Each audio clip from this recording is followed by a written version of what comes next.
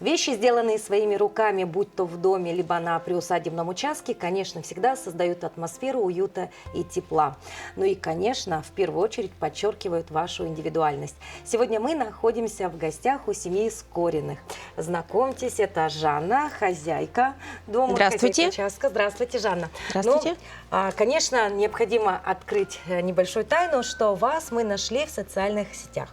Потому что увидели в первую очередь невероятную красоту у вас на территории, да? И мы сейчас решили вот рассказать нашим телезрителям, как, в принципе, все можно сделать совместно. И была бы идея, возможности и силы, да? Вот начнем с того, что вот как все начиналось. Вот не сразу же вы приобрели такую красоту, и здесь уже все было. Нет, конечно, не сразу. Мы когда купили этот дом, здесь, получается, были только стены и крыша. Все, больше здесь ничего не было. Участок был не отсыпанный. Вот. Ну, конечно, начали мы с дома. Дизайн сами придумывали, то есть и обшивку дома, и внутри дома, все сами сделали. Вот. Как только дом закончили, начали уже делать территорию. Но так как вот мы оба строители, муж у меня очень любит заниматься, как он говорит, радовать досточки. Вот. Он сначала начал с того, что начал делать маленькие какие-то вещи. Да? Вот первое, что он сделал, это вот домики для белочек. У нас очень много белочек здесь бегает. Пойдемте посмотрим. Пойдемте, да. Вот. И он сначала сделал домики для белочек, и все друзья, которые родственники к нам приезжают, они, конечно, удивляются, как так можно было сделать. Очень аккуратненько, очень все красивенько. Так, вот они, красота Да. это, да? Вот сначала этот сделал, потом возле бани решил домик сделать для белочек. Итак, я думаю, многим телезрителям уже по одному домику будет понятно, насколько здесь любят, Да. все вот такое интересное, необычное. И домик-то можно же было сделать просто из досточек, да? Нет, Да. но у нас же здесь и черепица, да, и, значит, и окошки все сделаны. И вот все началось с этого домика. Началось все с домиков, да. Потом он начал эти домики делать всем своим родственникам, всех своих друзей обеспечил этими домиками для белочек. Вот. А потом, значит, у нас, я увидела картинку в интернете, да, потому что я люблю заниматься огородом. Я попросила сделать его грядки. И он мне вот сделал... Переходим к грядкам. Да, он мне сделал вот такие красивые грядки, высокие, как я хотела, очень удобно, и по размеру мне очень удобно. То есть, если обычно, да, в предсловии грядки мы видим, да, женщин, которые вот в наклон, да, занимаются, Да, это очень тяжело. уходом за растениями, здесь у вас все на уровне роста, да? Все на уровне роста, да. И вот облицовка, это все чисто для визуальной красоты, да? Конечно, да. Для меня самое главное, чтобы еще и визуально было очень красиво. Эстетика во всем присутствует. Эстетика, да, эстетика. Но вот этим грядкам уже 4 года, с ними ничего не делается, они покрыты просто маслом. Вот, и я пользуюсь с удовольствием этими грядками. Да. Потом... Даже и земли-то кругом как будто бы и нет. Такое ощущение, что вот они как будто бы растения просто без земли находятся в этой грядке, да? То есть такая, вроде бы как будто бы и несложно, да, сделать их, да? А в целом вот совершенно другой вид, да? Ну да, но это на самом деле очень большой труд. Да. У меня муж очень долго делал эти грядки. Пока вот это все покрасишь, пока каждую досточку обстрогаешь, там, или как это называется, я не знаю. Вот. Ну и все, а потом уже я увидела картинку забора. Вот, да, мне захотелось, чтобы это был не просто металлический забор, а чтобы это было, как вот смотрелось, как пергола. Вот, и он говорит, я сделаю. Кстати, да, вот за ним же обыкновенный профлист, Да? а вот сверху наложить вот эти Да. досточки, да, правильно, красиво их выложить, покрасить, и как будто бы уже совершенно другой вид, да? Да. Здорово.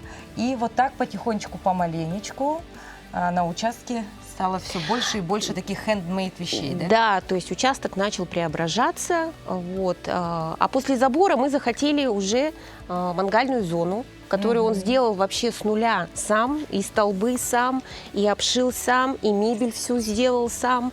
Да, вот мангальную зону он сделал сам, все с нуля, начиная от столбов и заканчивая крышей. Потому что мы, когда обратились к строителям, нам показалось, что это очень дорого, и мы решили, что можно сделать самим. То есть, Жанна, все-таки можно сказать с уверенностью о том, что вещи, сделанные своими руками, зачастую экономят, да, бюджет? Конечно, конечно, очень экономят. Сейчас, тем более в наше время, вообще все дорого. И сами строительные материалы дорогие, и работа очень дорогая. Вот, поэтому мы вот стараемся как-то, что можем, делаем сами. Сами, да? Да. Ну, а в целом, вот, допустим, все-таки это же рутинная работа, да? Вот сколько, ну, уходит времени, условно, вот на создание одной, допустим, вот такой квадратной грядки, да? Вот, ну, в целом. Или все-таки так нельзя сказать, раз на раз ей приходится? Ну, честно говоря, я, наверное, так не скажу, сколько уходит. Ну, наверное, неделя. Неделя. Я думаю, Ну, то да. есть, условно, с весны, если подготавливать, то к летнему сезону можно, в принципе, вот так вот грядочки организовать. Конечно, но вот он мне сделал, он начал с марта, и к июню месяцу у меня уже все грядки стояли. То есть я уже спокойно в них уже садила Садили, свои да? растения, да. Но отдельно нужно показать вашу любовь к цветам. Здесь просто рай. Райский сад, и вот здесь, конечно, это уже ваша, да? Это больше уже мое, да. история. А как пришла любовь к цветам, и вот все-таки в Якутии сложно за короткий период, да, летний период вырастить что-то невероятно красивое. Все либо быстро выгорает, выцветает, либо не вырастает вообще. А у вас все-таки любовь больше к петуниям, я вижу, да? Ну, не только к петуниям. Мне вообще нравятся любые цветы. Просто я еще, наверное, пока не научилась садить там большое количество цветов. Вообще вот эти вот петунии я посадила рассаду сама первый год. До этого я покупала у цветочниц. Вот. Но потом я подумала, что а почему бы мне не попробовать самой? Да. То есть из семян сами из рассаду? семян, да. Сама И из семян. вот так результат порадовал вас? Меня результат очень радует. Я теперь знаю, какие сорта я буду покупать, как я буду. В следующем году у меня уже какие-то свои уже планы, да, я думаю, что я уже как-то по-другому все сделаю. Вот. Но мне нравится этим заниматься, мне нравится ухаживать, мне нравится выращивать, а потом уже летом любоваться на красоту. Если вот все-таки поделиться советом, вот какая петуния вот, однозначно вырастет, однозначно будет пышной, однозначно будет много цветов, это... Ну, тайдл. Вот, например, вот тайдл, розовый, да. Но что нужно для тайдала? Это обязательно большой объем грунта, обязательно. То есть вот у меня вот короб, да, он 100 литров. В маленьком объеме она расти точно не будет. Ну, то есть будет, но это будут просто какие-то палки, да? Потом, значит, правильная прищипка, правильная обрезка и правильный уход. Я, например, вот добавляю в грунт удобрение осмокот. Все, больше я ничего не делаю, я просто в течение лета ее немножко обстригаю, обязательно обрываю отцветшие цветочки, и если, например, ливни какие-то идут, я ее чищу, ну, чтобы там ничего не гнило, и вот такой результат. И вот сколько примерно по времени стоит вот эта красота у вас до августа? Ну, я думаю, что она, если будет тепло, то до середины сентября-то она точно будет стоять. Да? Я думаю, да. А когда вообще начинает цвести все это дело? В июне? В июле? У меня рассада уже была с цветами, честно говоря. Да, я Вот ее в так, этом да? году рано посадила. Я посадила в начале марта. Вот, и она у меня уже, когда я высаживала уже на постоянное место, она уже была у меня с цветами. А самое капризное растение на вашем участке, вот за которым вы прям следите и следите постоянно, глаз да глаза? Самое капризное – это алисум. А это где? Покажите. Это вот, Мелкая вот эта, да, беленькая. Как... это алисум. Он очень требует много воды, и его очень любят разные там Вредители. да, мухи, там блошки всякие. И его все время надо обрабатывать чем-то, чтобы его не съели за лето. И 2 раза в день поливать. А так вот он тоже вот такая красота получается. Красиво, Да. Ну вот даже если мы вот повернемся сейчас к камере, да, ну, товарищи, я думаю, здесь говорить, наверное, много не надо, просто посмотреть и восхититься, да. Но опять же, это все труд человека, да. Главное, чтобы было желание, время, да, и, собственно, сегодня информацию можно найти в средствах массовой информации достаточно, Конечно, да? вообще очень много дачниц, очень много садоводов, очень много блогеров, которые вообще рассказывают, как и что делать, как садить, на каком уровне, как выращивать. Поэтому я учусь, я смотрю блогеров, даже наших местных, якутских смотрю. Вот, и у них тоже такая же красота Воплощается получается. жизнь, да? Да. Отлично. Но все-таки вернемся еще обратно к работам вашего супруга, да. Помимо грядок, забора, вот мангальной зоны, да, чем еще занимается ваш муж, что удивляет многих ваших близких и родственников? Ну вот, а после этого у нас построилась баня, и мы захотели туда приобрести мебель. Я нашла то, что мне нравится, то, что нам нравится, да, комод, там, кровать и так далее. Хотела купить, но опять же дорого. Поэтому муж мне сказал, я сделаю сам. Я говорю, точно сам сделаешь? Он говорит, точно сам сделаю. И он мне сделал один в один, как на картинке, то, что я хотела. Вот и комод, и кровать, и прихожую. Сейчас он занимается, вот делает прикроватный столик. Вот. Ну, для этого у него есть все возможности, у него есть мастерская, где вот он все это творит. Мгм. То есть, а вот очень часто говорят о том, что вот даже обыкновенный ремонт, да, в семье может как бы рассорить супругов, да, потому что это действительно всегда стресс, где-то не соглашаетесь, где-то не получается и так далее, да. Вот в вашем случае все-таки, может быть, какой-то секрет расскажете телезрителям о том, вот как все-таки совместно воплощать какие-то свои задумки вот в жизнь? Ну вот как-то как таковых секретов нет, наверное, да. Мы с мужем уже 30 с лишним лет вместе, вот, и как-то у нас вот как-то сложилось с самого начала тандем, да. Мы вместе учились в школе, вместе учились в университете, два строителя. Поэтому как-то вот у нас так слаживается, что мы друг друга понимаем, то есть, да, с полуслова, и у меня есть какие-то свои идеи, у мужа есть какие-то свои идеи. Вот мы вместе все это воплощаем в жизнь. Ну и, конечно, потом смотрим и радуемся на все это. Но действительно, и ведь это, помимо того, что это уникальность, да, это же потом может передаваться по наследству детям, да, потому, даже если вспомнить комоды бабушек, да, дедушек, сегодня перепродают, и это достаточно дорого, и люди, реставраторы прям гоняются за такими экспонатами. Возможно, и ваша мебель, созданная руками, потом будет иметь такую некую ценность для будущего поколения. Да? Может быть, да, может быть. Так, ну давайте мы зайдем в баню и посмотрим ту мебель, которую сделал супруг Жанны своими руками. Там действительно красота.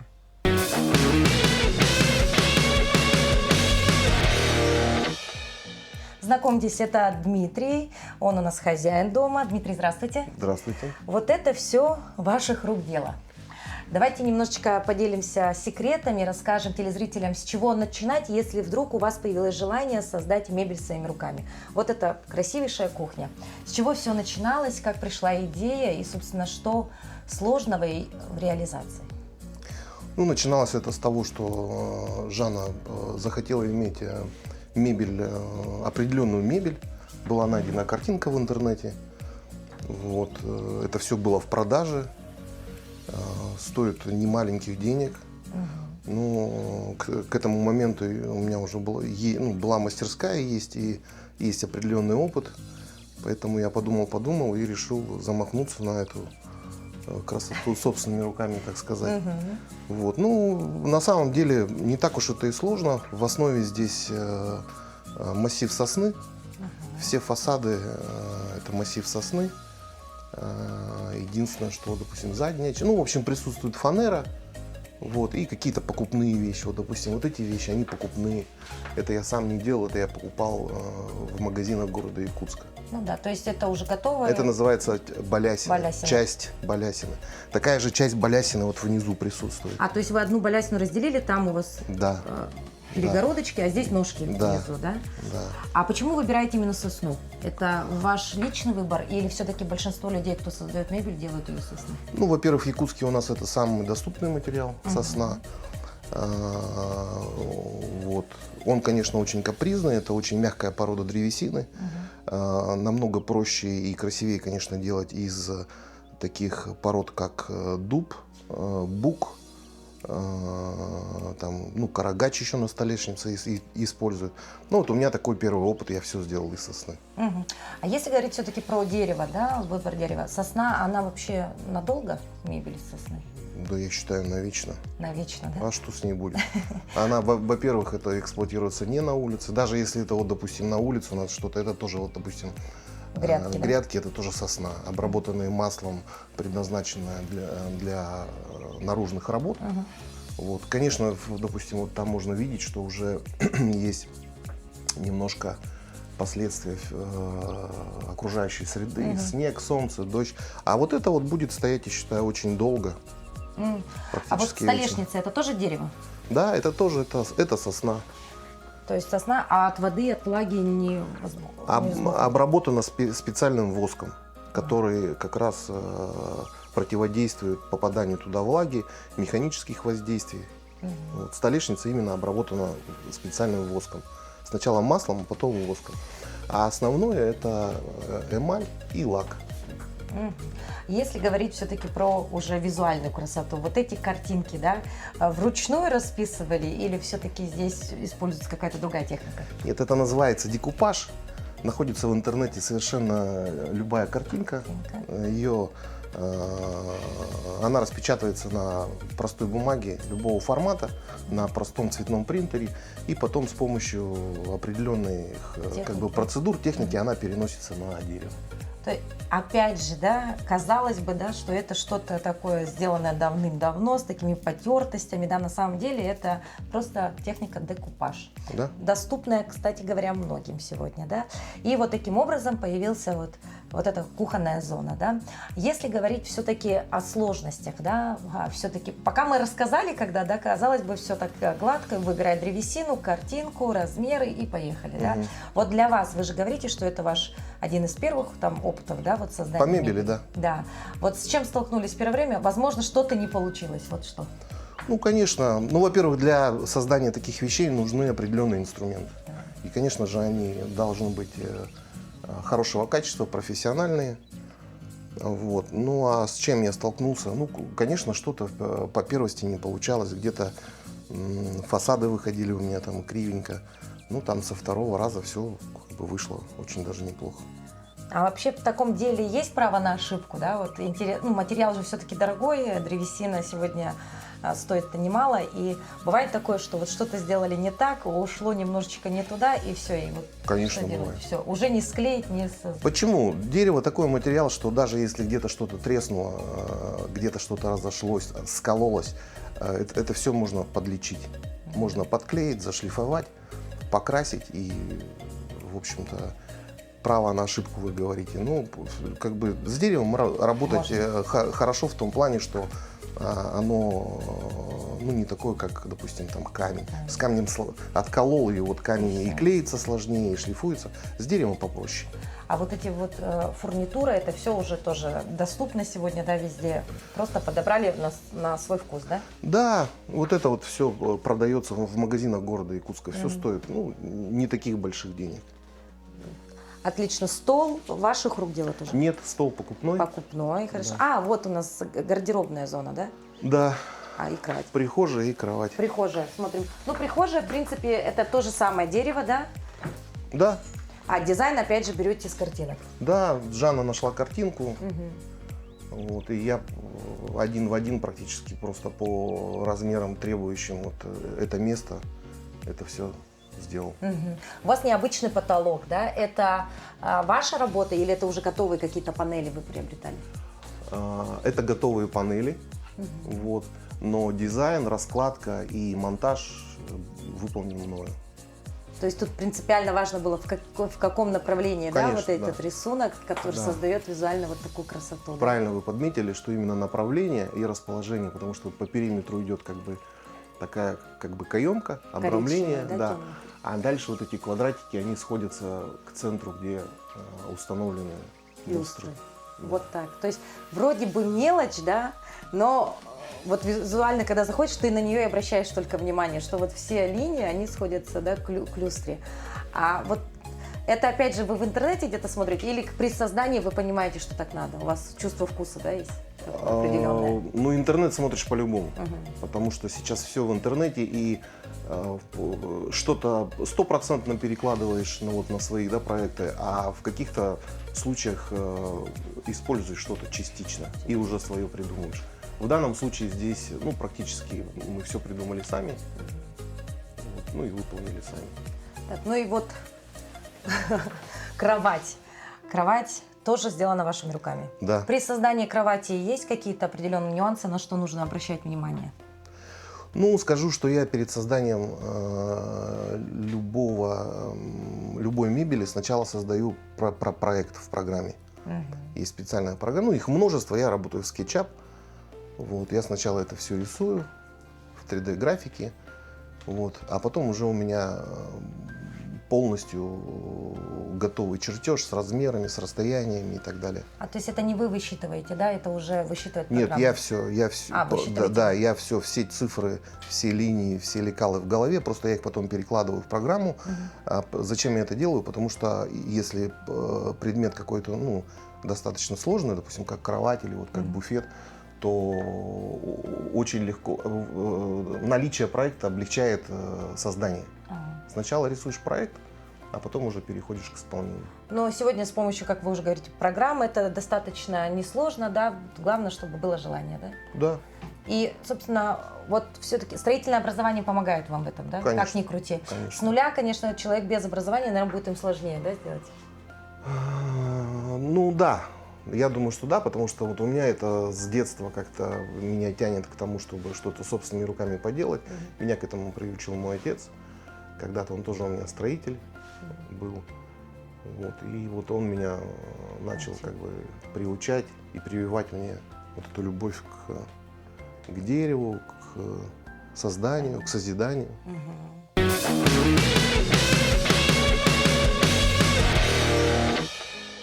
Ну а сейчас мы находимся непосредственно в мастерской у Дмитрия, и здесь, конечно, своего рода отдельная атмосфера. Во-первых, очень сильно пахнет древесиной, да, потому что все-таки в большей степени вы работаете с деревом, да.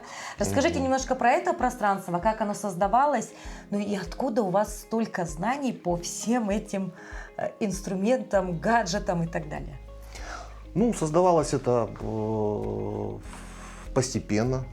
То есть, когда был построен дом, вторым делом я себе захотел мастерскую, она была построена, потом с нуля, потом потихонечку все это наполнялось вот всякими верстаками, станками, полками, инструментами.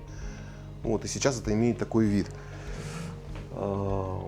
Откуда это у меня? Ну, я вот говорю, что с детства у меня любовь к тому, чтобы что-то творить, созидать, делать собственными руками. И вот сейчас вот я занимаюсь вот этим, это как мое хобби. С утра я просыпаюсь, прихожу сюда и целый день провожу здесь, обедаю дома, здесь до вечера. Ну, конечно, редко встретишь такую мастерскую вот в таком состоянии, потому что у вас здесь все прям ровно по полочкам, да, и так далее. А есть ли какой-то инструмент, допустим, да, без которого, ну, вот никак в вашем деле? Ну, основные инструменты, это вот 3 основных инструмента, это циркулярная пила, Пила. торцовочная пила и ленточно-пильный станок. Это три основных инструмента. Вот. Остальные, они, наверное, вспомогательные. Сверлильный, наждачный, стружка-отсос. Это уже для удобства, так сказать. Шлифовальный, да. Ну, вот видите, вот эта вот система аспирации здесь сделана, пылеудаление. Вот разводка ее, потому что с деревом работаешь, очень много пыли и стружки, и дабы и чистоту соблюсти, и здоровье свое сохранить, да, в мастерских, ну, такие вещи необходимы. Очень интересно, да, но вот, допустим, сейчас вы работаете над чем? Ну, вот сейчас я изготавливаю прикроватный столик в баню. В бане есть спальня, там есть кровать, которую мы уже видели, и супруга попросила изготовить прикроватный столик. Вот, Начало положено. Да, начало положено. Сколько в среднем, вот если придете, вот говорите, утром, да, встали, решили вот осознанно, быстренько сделать, вот минимальный срок изготовления прикроватной тумбы у вас? Ну, я думаю, что это, наверное... Ну, вот именно вот этот вариант, он очень простой, его можно, в принципе, сделать за 2-3 дня. Вот так вот, да? Да. Это уже с покраской совсем, да? Да. Здорово. А есть ли у вас какой-то, допустим, здесь инструмент, который встретишь не у каждого, вот просто человека, который занимается изготовлением мебели, вот что-то такое уникальное? Ну да, вот, допустим, чтобы изготовить вот такую ножку, она называется кабриоль, я сделал для себя специальный станок. Вот он находится там, вот он устанавливается вот сюда вот на стол, и с помощью него изготавливаются вот такие красивые ножки. То есть вы еще под себя делаете станки? Да. То есть, чтобы удобнее было все? Ну, скажем, да, под себя, под свои задачи. Вот так. То есть из одной задачи выходит другая, и получаем результат, чтобы ускорить процесс, да, и чтобы все-таки было быстрее и удобнее. Вот, допустим, вот это тоже сделано мною, и это тоже станок. Это называется фрезерный стол. мини-фрезерный стол. У меня вот есть большой фрезерный стол, а это мини-фрезерный стол. Он вот тоже мне необходим, потому что не все сделаешь там, не совсем там удобно, что-то удобно делать вот на нем. Это я тоже сделал сам. То есть, посмотрите, все для того, чтобы было удобно мастеру, да? А в целом, вот, конечно, сейчас, наверное, многие телезрители думают, как он всему этому научился, вот самоучка. Да. Это реально. Я выписывал книжки какие-то по деревообработке, соответственно, интернет в помощь, ну и плюс желание. Вот так вот, дорогие друзья, поэтому если вдруг вы не знаете, чем себя занять, увлечься и боитесь вообще просто найти себя в этом мире, пробуйте. Вот на примере Дмитрия. Когда-то взял книги, посмотрел, почитал. Есть, конечно, образование, но мне кажется, вот для этого образование строителя, в принципе, и не надо, да? Это просто все годы, навык, опыт и так далее. Да? И, пожалуйста, сегодня это приносит огромное удовольствие не только Дмитрию, но и всем его близким. Это очень классно, здорово и, знаете, так мотивирует это многих, наверное, на то, чтобы не сидеть просто так, не лежите, не проживайте свою жизнь, просто сидя у телевизора, а занимайтесь своим любимым делом. Но вот яркий пример тому, как мастерская может принести и удовольствие, ну а мне кажется, в будущем это можно еще и монетизировать, и будет у вас дополнительный доход. Да, почему бы нет.